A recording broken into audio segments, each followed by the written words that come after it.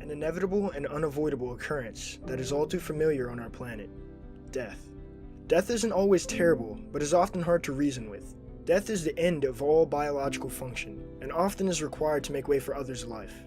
However, there are two forms of death, and one of which is very preventable: death by malnutrition, disease, suicide, homicide, starvation, and dehydration, and countless of other forms that could and can be stopped.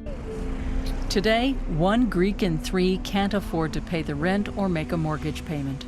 Her pension is meager, often inadequate to cover costs at the supermarket. Some shocking figures that have just emerged. It's now thought the famine between 2010 to 2012 claimed as many as 250,000 lives. Aid organizations are uncovering a crisis on an extraordinary scale. The United Nations set a goal to officially end poverty by the year 2030, in a little over 10 years. That fact brings me to a point of discussion. Oftentimes, unnatural death is caused by blindness. Blindness to not help those in pain. Blindness from greed or unwanted isolation or selfishness. I'm not only speaking of people, I'm speaking of the world, the planet that we live on, the planet itself. The 12 warmest years on record have occurred since 1998. We are overloading our atmosphere with carbon dioxide from fossil fuels we burn for energy. And as I've stated, greed, isolation, selfishness, and blindness are the causes of despair and failure. There are those who point the finger and only pull up small sections of statistics to hide you from the truth and to make a quick profit.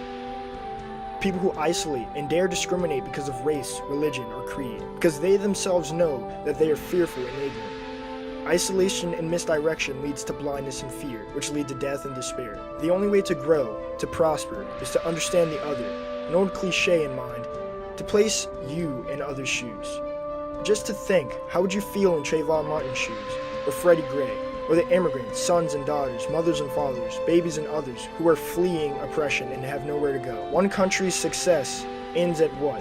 What is the ultimatum? I and others envision a world where poverty has ended, crime has lowered, education has increased tenfold. This vision isn't easy, but it most certainly isn't unachievable. People who hate, segregate, or discriminate are fearful. Don't let fear decide your fate. Don't let fear oppress you, and be sure to never let fear blind you.